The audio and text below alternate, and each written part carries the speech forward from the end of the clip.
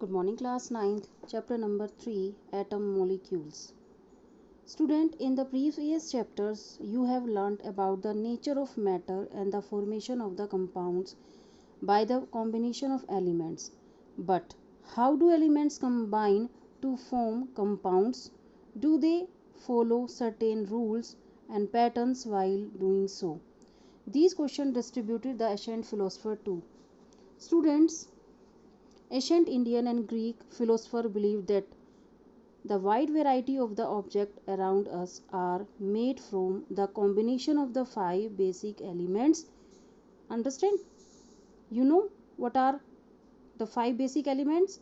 Earth, fire, water, air and sky. So student, there are the many philosophers like Indian philosopher Kanad, Parmanus. Kanad was the first view that matter consists of the eternal particles are called Parmanus, and the combination of these Parmanus in different proportion forms matter. So student, the basic idea of all these philosophers was almost the same. Matter is composed of very minute particles, and a very large variety of the object can be produced from just a few building blocks. So student, at the end of the 18th century, when the Lavoisier, a French chemist, laid the foundation of the modern chemistry by the formulating the two important laws of the chemical combination. So student, there are the two laws of the chemical combination. Okay, so first is the law of the conservation of mass, and second is the law of constant proportion. So student, today we will discuss the law of the conservation of the mass. So according to this law, thus there is no detectable loss or gain in total mass of the substance during chemical reaction. It means, according to this law, mass can neither be created or nor destroyed in a chemical reaction. There is no detectable loss or gain in total mass of the substance during the chemical reaction. So students, suppose, understand what I am saying. So suppose we carry a chemical reaction AB. You can now focus. There is a in a chemical reaction, there is a chemical reaction between the A plus B. First you see, and if the product form, when A react with B, form the product C plus D. Understand? Suppose a gram of A, suppose a gram, a small a gram of A, capital A, and B gram of B, capital B, react to produce C gram of capital C plus D gram of capital D. Then according to the law of the conservation of the mass, listen, small a plus B is equal to C plus D. Okay, understand what I am saying. So student, this law can be verified by an experiment which was performed by the Lavoisier. He took a known weight of a tin in a retort. We will discuss later. First you see here, the when A react with B, it form the C plus D. If A gram of A and B gram of B react to the produce C gram of capital C and D gram of capital D, then according to the conservation of the mass, both will be equal. A plus B is equal to the C plus D. Understand what I am saying? So according to this law, that mass can neither be created nor be destroyed in a chemical reaction. मास पर कुछ भी effect नहीं पड़ेगा. जितना mass before the reaction and after the reaction, mass will be same. There is no detectable loss or gain in a total mass of substance during a chemical reaction. This means that, okay, Wait 2 minutes. Now you can see, this means that during a chemical reaction, the sum of the masses of the reactant and the product remains unchanged. So we will do some activity according to the conservation of the mass. Take some sodium sulfate solution in a conical flask. There is a conical flask, you can see here. So take the some sodium sulfate solution in a conical flask and some barium chloride solution in a ignition tube. You can see here is the barium chloride ignition tube. Now hang the ignition tube in a flask by a thread and put a cork on the flask. Now we fix the cork on the flask.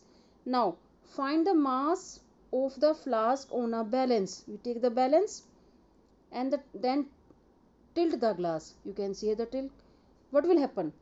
This sodium sulfate, when sodium sulfate Na2SO4 plus BaCl2, what will happen?